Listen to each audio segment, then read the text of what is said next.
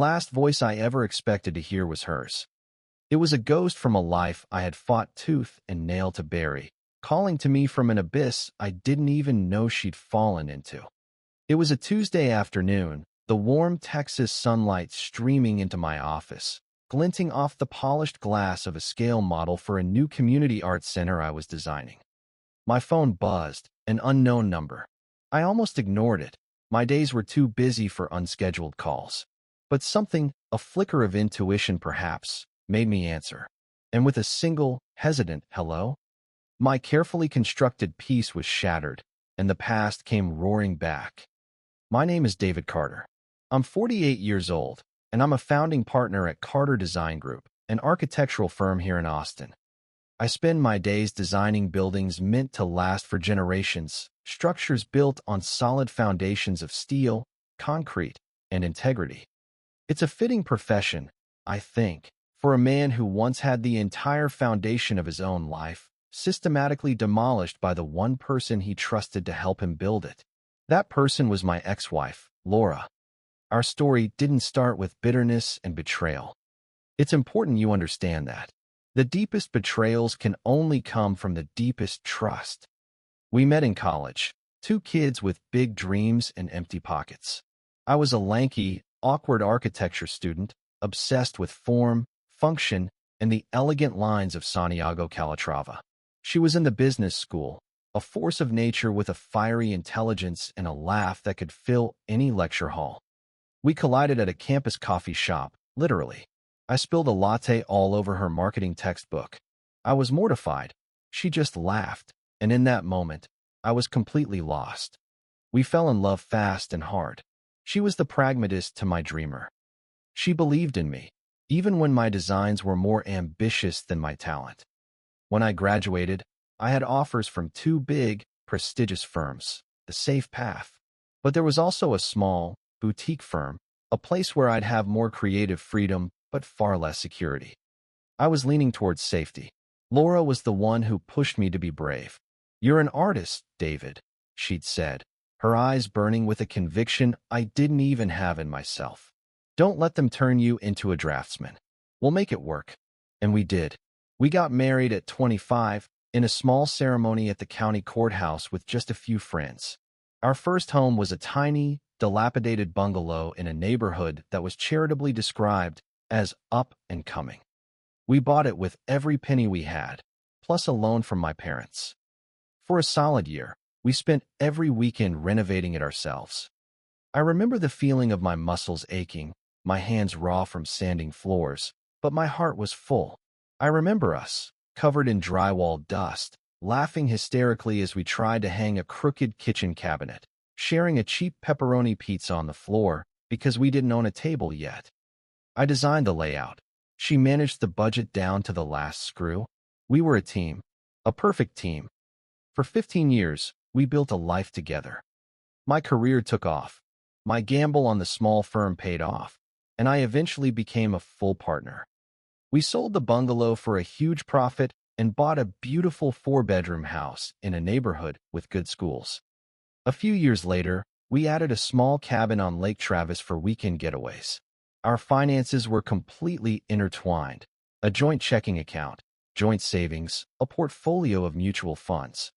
We had a shared vision for a future that seemed as solid and certain as the buildings I designed.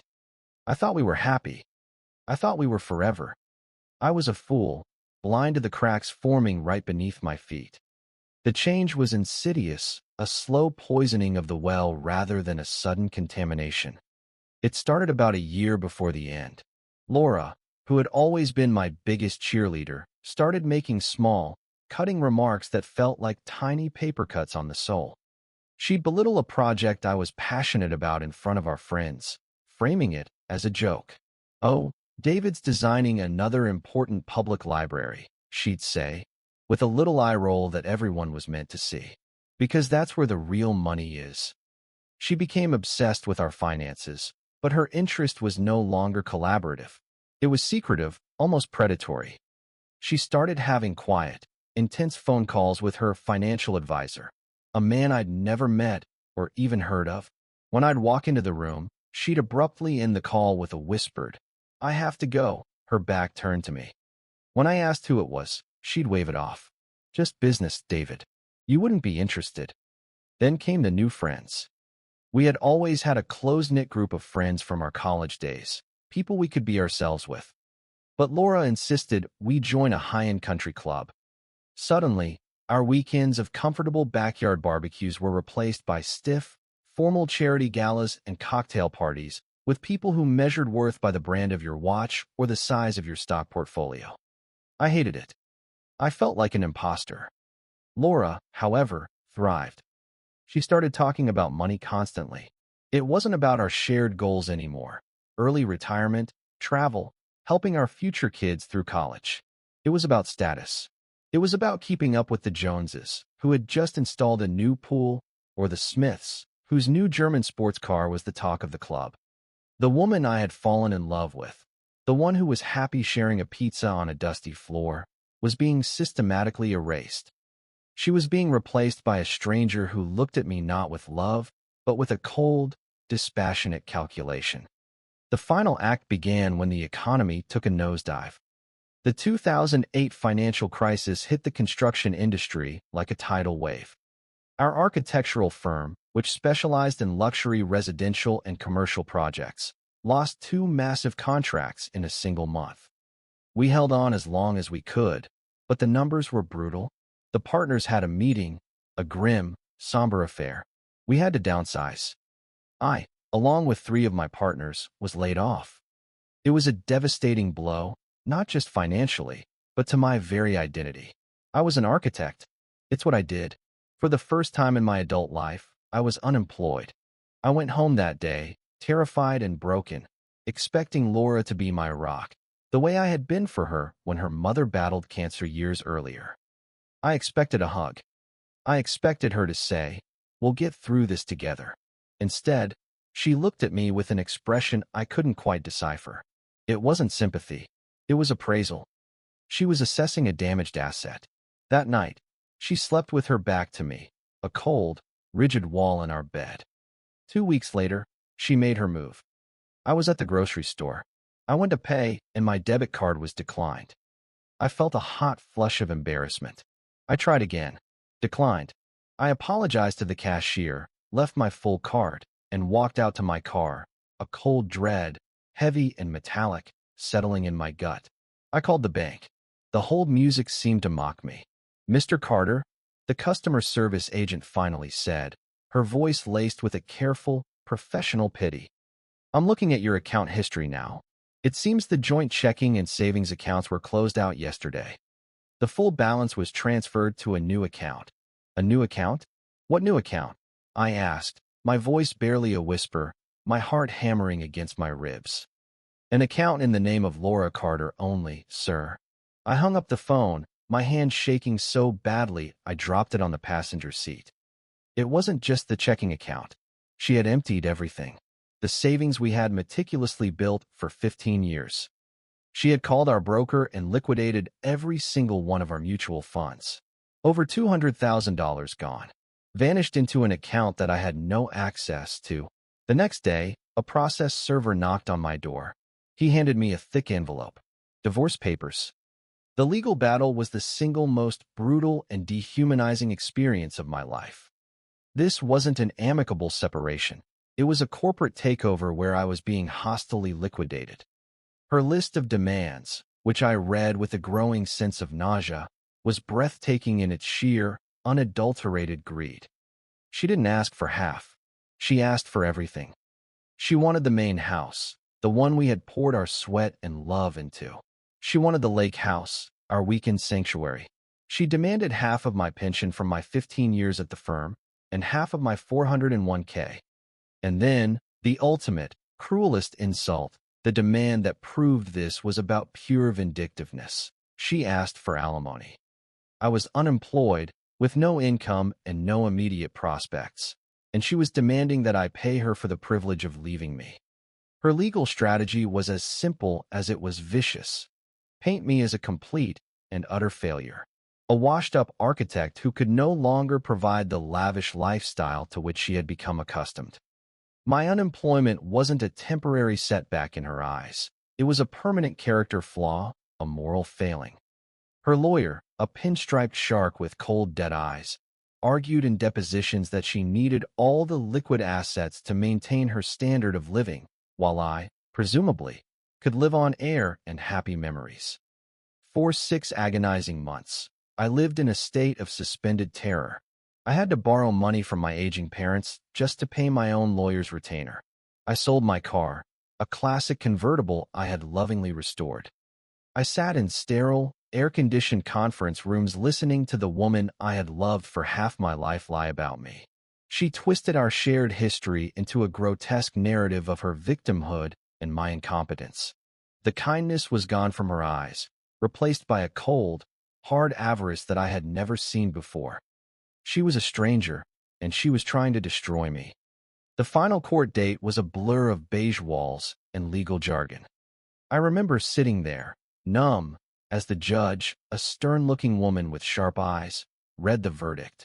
It was, in the end, a partial victory, a testament only to how outrageously greedy Laura's demands had been.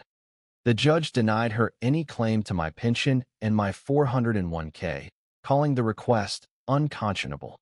She called her demand for alimony absurd and punitive under the circumstances. Laura was awarded the main house, but I was awarded the lake house. And, most importantly, the judge ordered her to pay me back half of the money she had illegally drained from our accounts, a sum of $107,000. I felt a flicker of hope. Maybe there was some justice left in the world after all. She never paid me a single cent. My lawyer told me we could pursue it, take her back to court, file liens, force her to liquidate assets. But I was done. I was shattered. The fight had taken everything out of me. I had no money and no energy left to continue the battle. I just wanted it to be over. I let it go. I walked away with a small lake house I couldn't afford the taxes on, a mountain of legal debt, and the clothes on my back. She had wanted me broke and poor. She had damn near succeeded. The 2 years that followed were the darkest of my life. I sold the lake house immediately, just to pay off my legal fees and have enough cash to survive. I moved into a small, bleak apartment in a part of town I used to drive through with my windows rolled up. I sent out hundreds of applications, but the architectural world was still reeling from the recession. No one was hiring senior partners. I eventually had to swallow every last ounce of my pride and take a job as a junior draftsman at a large, soulless corporation, the very fate Laura had once so passionately urged me to avoid. I was 40 years old, sitting in a cubicle farm under fluorescent lights, taking orders from kids fresh out of college. I was at rock bottom, a ghost haunting the ruins of my own life. And then, a tiny crack of light appeared.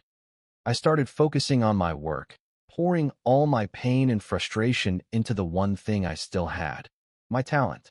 I started sketching again in my free time, not for any client, but for myself, designing buildings that would never be built, just for the love of it. And I met a girl. Her name was Sarah. She was a graphic designer at the same company, a quiet, kind soul with a gentle smile that didn't feel like a performance. We started talking by the coffee machine, then having lunch in the drab company cafeteria. I was guarded, broken. I eventually told her my story, the whole ugly saga, fully expecting her to recoil, to see me as the failure Laura had painted me as. She didn't. She just listened, her eyes filled with an empathy I hadn't seen in years. For the first time, I felt seen. 2 years after the divorce, with Sarah's unwavering encouragement, I took the biggest risk of my life. I quit my soul-crushing corporate job, took the last of my meager savings, and started my own firm, Carter Design Group, from the spare bedroom of my tiny apartment. The first year was terrifying. We lived on ramen noodles and hope. We barely scraped by.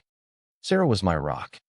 She designed my logo, built my first website, and never once complained about the long hours or the tight budget. She believed in me. Then we got a break. A small commercial renovation project. I poured my entire being into it. The client was thrilled. They recommended me to another, and another.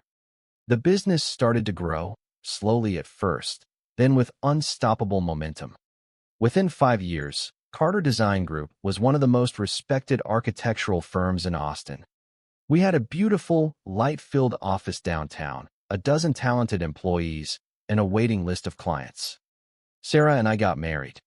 We bought a beautiful piece of land in the hill country, and I designed our dream home myself, a house built not on greed and status, but on love, light, and mutual respect. We had a daughter, Emily, a little girl with Sarah's kind eyes and my stubborn creative streak. My life was full.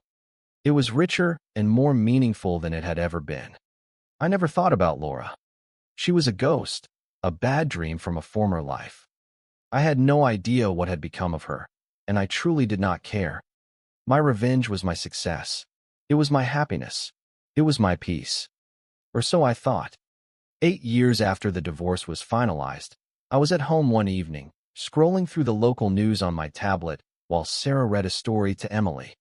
A headline caught my eye. Local socialite and philanthropist arrested in FBI fraud investigation. And there was her picture, Laura. She looked older, harder. The soft edges were gone, replaced by a brittle, defensive glare. The article was sparse on details, but mentioned a multi-year federal investigation into wire fraud and embezzlement, connected to a high-profile children's charity she ran. The very charity that used to host the ostentatious galas she dragged me to. I felt a strange, cold sense of detachment, like reading about a historical figure I vaguely knew. It had nothing to do with me.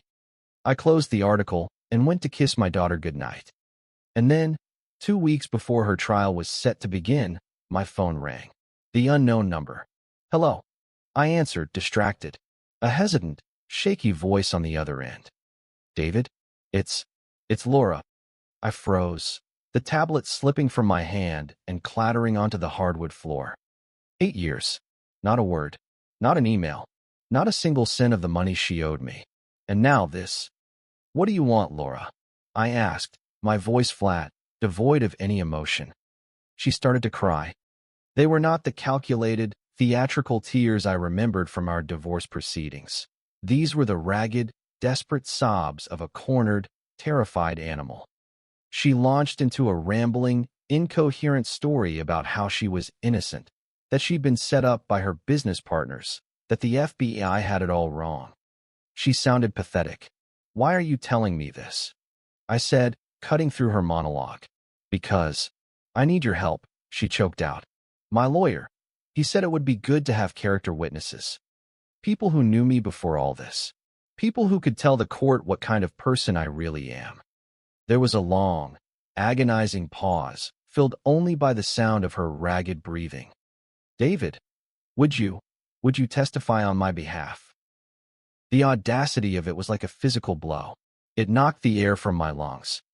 The woman who had tried to leave me destitute, who had lied about me under oath, who had stolen from me and never looked back, was now asking me to save her from the consequences of her own actions.